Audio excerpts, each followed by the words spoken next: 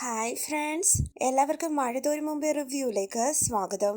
ഈ റിവ്യൂ നിങ്ങൾക്ക് ഇഷ്ടമായെങ്കിൽ ലൈക്ക് ചെയ്തും സബ്സ്ക്രൈബ് ചെയ്ത് സപ്പോർട്ട് ചെയ്യണേ. മാമച്ചൻ പറയുന്നു, ഈ പീഡന കേസ് എന്ന് പറഞ്ഞാലേ നാറ്റ കേസാ. അതിലൊക്കെ പോയി തലയിട്ടാ നമ്മളും കൂടി നാറും. അതാ പ്രശ്നം. പബ്ലിക്കായിട്ട് ഇടപെടാൻ ഒരു മടി. രേവതിക്കുട്ടി പറയുന്നു, അങ്കിൾ ആ കേസിലൊന്നും ഇടപെടണ്ട, അങ്ങോട്ട് നോക്കുകയും വേണ്ട, നമുക്ക് അലീന ചേച്ചിയുടെ കാര്യം മാത്രം നോക്കിയാൽ മതി. മാമച്ചൻ പറയുന്നു, എനിക്ക് ഈ പോലീസുകാരുമായിട്ട് അങ്ങനെ ക്ലോസ് ഫ്രണ്ട്ഷിപ്പ് ഒന്നുമില്ല. ക്ലബിൽ ചില ഓഫീസേഴ്സ് വരാറുണ്ട്. പക്ഷേ രേവതിക്കുട്ടി പറയുകയാണ്, അങ്കിളെ, അലീന ചേച്ചിക്ക് ആരോ ഉള്ളത്? ബാലചന്ദ്രൻ അങ്കിള് ഹോസ്പിറ്റലിലെ ICUലല്ലേ. ചേച്ചിയുടെ കാര്യം അദ്ദേഹത്തെ അറിയിച്ചിട്ട് പോലുമില്ല. Heart patient ആയതുകൊണ്ടാ. കൃഷ്ണയും ബബിതയും മാത്രമേ വീട്ടിലുള്ളൂ. ഗ്രേസമ്മ പറയുന്നു, മാമച്ചാന് ക്ലബിലെ പോലീസുകാരുമായിട്ടൊന്ന് ബന്ധപ്പെട്ട് നോക്കിയാലോ? മാമച്ചൻ പറയുന്നു, അവരൊക്കെ റിട്ടയർമെന്റ് കഴിഞ്ഞവരാണെന്ന്. അല്ലെങ്കിലും എറണാകുളത്തെ പോലീസ് പാലായിലെ കേസിലൊന്നും ഇടപെടത്തില്ല. ഗ്രേസമ്മ പറയുന്നു, നിങ്ങളുടെ കൂടെ ജോലി ചെയ്ത ആരെങ്കിലും കാണില്ലേ കോട്ടയത്തും പാലയിലും? മാമച്ചൻ പറയുന്നു, എന്റെ ഗ്രേസമ്മേ, എനിക്ക് പോലീസിലല്ലായിരുന്നു ജോലി, പട്ടാളത്തിലായിരുന്നു.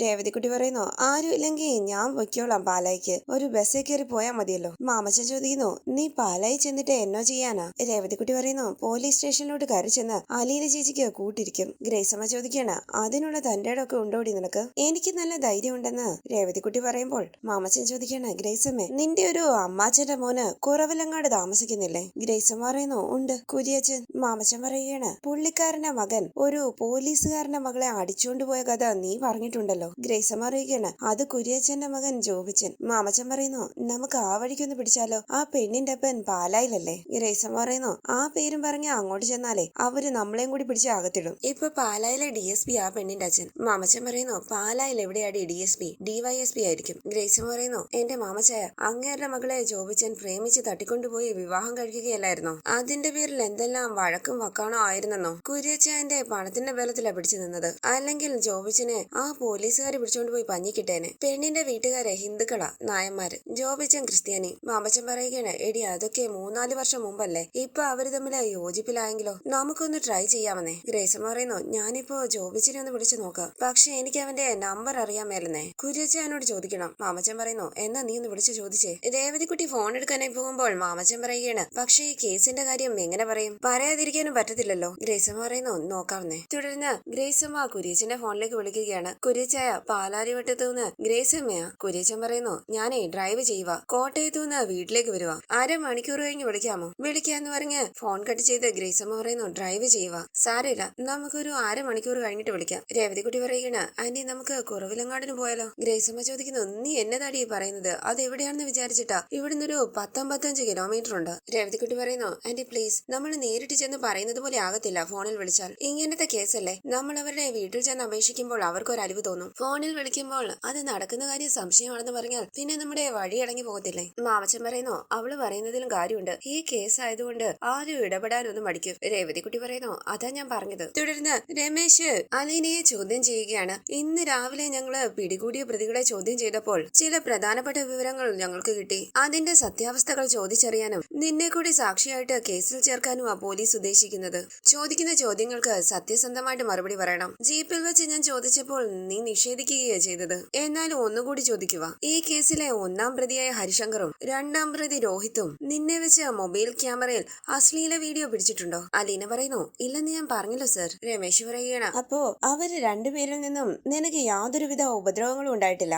അലീന പറയുന്നു, അവരെന്നോട് മോശമായിട്ട് പെരുമാറിയിട്ടുണ്ട്. അപ്പോഴൊക്കെ ഞാൻ കർശനമായ താക്കീത് കൊടുത്ത് അവരെ നിലക്കി നിർത്തിയിട്ടുമുണ്ട്. രമേശ് ചോദിക്കുന്നു, ഈ മോശമായിട്ട് പെരുമാറിയിട്ടുണ്ടെന്ന് വെച്ചാൽ നീ എന്താ ഉദ്ദേശിക്കുന്നത്? അലീന പറയുന്നു, മോശമായ വാക്കുകളും പ്രവൃത്തികളും. രമേശ് പറയുകയാണ്, ഈ മോശമായ പ്രവൃത്തി എന്ന് പറയുമ്പോൾ അത് നിന്റെ ശരീരത്തിലായിരിക്കുമല്ലോ. അവന്മാർ എന്തൊക്കെ ചെയ്തിട്ടുണ്ട്? അലീന പറയുന്നു, അങ്ങനെയൊന്നും ഞാൻ ഉദ്ദേശിച്ചില്ല. രമേശ് ചോദിക്കുന്നു, മോശമായ പ്രവൃത്തി എന്ന് പറയുമ്പോൾ നീ എന്താ ഉദ്ദേശിച്ചത്? അലീന പറയുന്നു, മുട്ടി ഉരുമുക, കയ്യിൽ കയറി പിടിക്കുക, അതൊക്കെയാ ഞാൻ ഉദ്ദേശിച്ചത്. ഇത് കേട്ട് രമേശ് ചോദിക്കുന്നു, ഓ, അത്രേ ഉള്ളൂ അല്ലേ? വേറെ ഒന്നും ചെയ്തിട്ടില്ല? Rape attempt നടത്തിയിട്ടുണ്ടോ? അലീന പറയുന്നു, ഒരു ദിവസം രോഹിതിനെ മുറിയിലേക്ക് വിളിച്ചു വരുത്തി അവിടെ വെച്ച് എന്നെ കയറി പിടിക്കാൻ ശ്രമിച്ചപ്പോൾ ഞാൻ ശക്തമായി പ്രതിഷേധിച്ചു. രമേശ് ചോദിക്കുന്നു, അത്രേ ഉള്ളൂ? സ്വന്തം കാമുകിയെ കൂട്ടുകാർക്ക് പങ്കുവച്ചവന്മാര് നിന്നെ തൊട്ട് തലോടി വിട്ടുവെന്ന് ഞങ്ങൾ പോലീസുകാർ വിശ്വസിക്കണം അല്ലേ? ഞങ്ങൾ ഈ കാക്കിയിട്ടോണ്ട് ഇവിടെ ഇരിക്കുന്നവന്മാരെല്ലാം പൊട്ടന്മാരാണെന്നാണോ നിന്റെ വിചാരം? കോൺസ്റ്റബിളിനെ അവിടേക്ക് വിളിച്ച രമേശ് പറയുന്നു, ആ ഹരിശങ്കറിനെയും രോഹിതിനെയും ലോക്കപ്പിൽ നിന്ന് ഇറക്കിക്കൊണ്ടുവാ, അവർക്ക് എന്താ പറയാനുള്ളതെന്ന് കേൾക്കാം. അലീന വിഷമത്തോടുകൂടി നിൽക്കുകയാണ്. കോൺസ്റ്റബിൾ രോഹിതിനെയും ഹരിയെയും SI രമേശിന്റെ റൂമിലേക്ക് കൊണ്ടുപോവുകയാണ്. തുടർന്ന് കുര്യച്ചന്റെ വീട്ടിലേക്ക് പോകാനായി ഒരുങ്ങി ഇറങ്ങുകയാണ് രേവതിക്കുട്ടി. ഗ്രേസമ്മയും മാമച്ചനെയും ഉറക്കെ വിളിച്ച് ബഹളം വയ്ക്കുകയാണ് രേവതിക്കുട്ടി. മാമച്ചൻ പുറത്തേക്ക് ഇറങ്ങി വരുമ്പോൾ രേവതിക്കുട്ടി പറയുകയാണ്, ആന ഒരുക്കി വിട്ടു, പാപ്പാൻ ഒരുങ്ങിയില്ലേ? മാമച്ചൻ ചോദിക്കുന്നു, ആരടി ആന? അങ്ങനെ മാമച്ചൻ ചെവിക്ക് പിടിക്കുമ്പോൾ രേവതിക്കുട്ടി പറയുന്നു, ഞാനാണേ, സമ്മതിച്ചു, വേഗം പോകാം, അലീന ചേച്ചി പോലീസ് സ്റ്റേഷനിൽ ഇരിക്കുക. അവിടേക്ക് വന്ന ഗ്രേസമ്മ പറയുന്നു, വാ പോകാം. രേവതിക്കുട്ടി പറയുകയാണ്, എല്ലാം കറക്റ്റ്, മേക്കപ്പ് ഒട്ടും കുറഞ്ഞിട്ടില്ല, കൂടിയിട്ടുമില്ല, സുന്ദരിയാ, പോടി അവിടുന്ന് വാന്നും പറഞ്ഞ രേവതിക്കുട്ടിയും കൂട്ടി അവർ അവിടെ വന്ന് പോവുകയാണ്. അതിനുശേഷം കാണിക്കുന്നത് അലീന വരുന്നതും കാത്ത് ടെൻഷനോടുകൂടി ഇരിക്കുകയാണ് കൃഷ്ണ. അലീനയുടെ ഫോണിലേക്ക് വിളിച്ച് രേവതിക്കുട്ടി ചോദിക്കുന്നു, കൃഷ്ണ മോളല്ലേ? അലീന ചേച്ചി ഇതുവരെ തിരിച്ചെത്തിയിട്ടില്ലല്ലോ? കൃഷ്ണ പറയുന്നു, ഇല്ലെന്നേ, ഇതുവരെ വന്നില്ല. അലീന ചേച്ചി എന്നോ ചെയ്തിട്ടാ? രേവതിക്കുട്ടി പറയുന്നു, ഞങ്ങൾ അതേപ്പറ്റി അന്വേഷിക്കാൻ പോകുക. പാലായിലെ പോലീസുമായിട്ട് അടുത്തറിയാവുന്ന ഒരാളെ കാണാൻ വേണ്ടി പൊയ്ക്കൊണ്ടിരിക്കുക. കൃഷ്ണ ചോദിക്കുന്നു, ആണോ? ആരാ പോകുന്നത്? രേവതി ചേച്ചി പോകുന്നുണ്ടോ? രേവതി പറയുന്നു, ഞാനും അങ്കിളും ആന്റിയും കൂടിയാ പോകുന്നത്. ആന്റിയുടെ ഒരു കസിന്റെ വീട്ടിലേക്കാ, കുറവിലങ്ങാട്. കൃഷ്ണ ചോദിക്കുന്നു, അത് ഒരുപാട് ദൂരെയാണോ? രേവതിക്കുട്ടി പറയുന്നു, 1 മണിക്കൂറിനകത്ത് എത്തും അല്ലേ അങ്കിളെ? മാമച്ചൻ പറയുകയാണ്, കൂടിപ്പോയാൽ 1.25 മണിക്കൂർ. രേവതിക്കുട്ടി പറയുന്നു, ഒരു 1.25 മണിക്കൂർ എന്ന് അങ്കിള് പറയുന്നത്. കൃഷ്ണ ചോദിക്കുന്നു, അവിടെ ചെന്നിട്ട് എന്നെ ഒന്ന് വിളിക്കുമോ? ഒരു സമാധാനത്തിന്. രേവതിക്കുട്ടി പറയുകയാണ്, അതിനെന്നാ, വിളിക്കാലോ. അലീന ചേച്ചിക്ക് ഒരു കുഴപ്പവും വരത്തില്ലെന്നേ, ധൈര്യമായിട്ടിരിക്കണേ, എല്ലാം ശരിയായി വരും. തുടർന്ന് അടികൊണ്ട് തളർന്ന രോഹിതിനെയും ഹരിയെയും SIയുടെ റൂമിലേക്ക് കൊണ്ടുവരികയാണ്. അലീന വിഷമത്തോടുകൂടി നിൽക്കുമ്പോൾ രോഹിത് അലീനയെ ശ്രദ്ധിക്കുന്നുണ്ട്. രമേശ് പറയുന്നു, ചോദിക്കുന്നതിന് കൃത്യമായ മറുപടി പറയണം. ഈ നിൽക്കുന്ന അലീന എന്ന വീട്ടുജോലിക്കാരിയെ നിങ്ങൾ രണ്ടുപേരും ചേർന്ന് റേപ്പ് ചെയ്യാൻ ശ്രമിച്ചിട്ടുണ്ടോ? എന്താടാ പറയാനൊരു മടി? ഹരി പറയുന്നു, ഉണ്ട് സർ. രമേശ് ചോദിക്കാണ്, എത്ര പ്രാവശ്യം? ഹരി പറയുകയാണ്, 1 പ്രാവശ്യം. രമേശ് ചോദിക്കുന്നു, അന്ന് എന്തൊക്കെ ചെയ്തു? അന്നെന്ന് ഹരി പറയുമ്പോൾ രമേശ് പറയുകയാണ്, നീ പറയണ്ട, നീ പറ, നിന്റെ വീട്, നിന്റെ മുറി. രോഹിത് പറയുന്നു, റൂമിൽ വിളിച്ചു വരുത്തി ജ്യൂസിൽ മയക്കുമരുന്ന് കലക്കി കുടിപ്പിച്ചു, അത് കഴിഞ്ഞ് കയറി പിടിച്ചു. എവിടൊക്കെ പിടിച്ചു എന്ന് രമേശ് ചോദിക്കുമ്പോൾ കണ്ണു നിറഞ്ഞ് രോഹിത് പറയുന്നു, കൈക്ക് കയറി പിടിച്ചു, കെട്ടിപ്പിടിക്കാൻ ശ്രമിച്ചു, കഴുത്തിന് കുത്തിപ്പിടിച്ചു. രമേശ് പറയുന്നു, മതി മതി, ബാക്കി കേൾക്കണ്ട. രമേശ് ചോദിക്കുന്നു, കേട്ടല്ലോ, ഇവര് പറഞ്ഞത് സത്യമാണോ? അലീന പറയുന്നു, മുഴുവൻ പറഞ്ഞില്ലല്ലോ സർ. രമേശ് ചോദിക്കാണ്, പറഞ്ഞ അത്രയും സംഭവം നടന്നതാണോ? അതെന്ന് അലീന പറയുമ്പോൾ രമേശ് ചോദിക്കാണ്, എന്നിട്ട് നീ എന്തൊക്കെയാടി പറഞ്ഞത്? മുട്ടിയൊരുമി കൈക്ക് പിടിച്ചപ്പോൾ ശക്തമായി പ്രതിഷേധിച്ചു നോക്കിയല്ലേ? ബലാത്സംഗ വീരന്മാരെ വെള്ളപൂശാൻ നോക്കുകയാണോ നീ? ആണോടി? രോഹിത്തും ഹരിയും മുഖത്തോട് മുഖം നോക്കുകയാണ്. രമേശ് ചോദിക്കുന്നു, ഇവിടെ ഇരിക്കുന്നത് വേറെ ഓളകളാണെന്നാണോ നിന്റെ വിചാരം? അവിടേക്ക് വന്ന കോൺസ്റ്റബിൾ പറയുന്നു, സർ, CI അദ്ദേഹം വന്നു, സാറിനെ തിരക്കി. രമേശ് പറയുകയാണ്, ശരി, ഇവന്മാരെ കൊണ്ടുപോയി ലോക്കപ്പ് ചെയ്യാം. കോൺസ്റ്റബിൾസ് ഹരിയെയും രോഹിത്തിനെയും കൂട്ടി അവിടെ നിന്ന് പോവുകയാണ്. രോഹിത് വിഷമത്തോടുകൂടി തിരിഞ്ഞ് അലീനയെ നോക്കുന്നുണ്ട്. അലീന കണ്ണു നിറഞ്ഞ രോഹിത്തിനെ നോക്കുന്നു. ഇനി അടുത്ത എപ്പിസോഡ് പ്രൊമോ റിവ്യൂ. അലീനയെ ചോദ്യം ചെയ്യുകയാണ് CI. ഹരിയും രോഹിത്തും അലീനയെ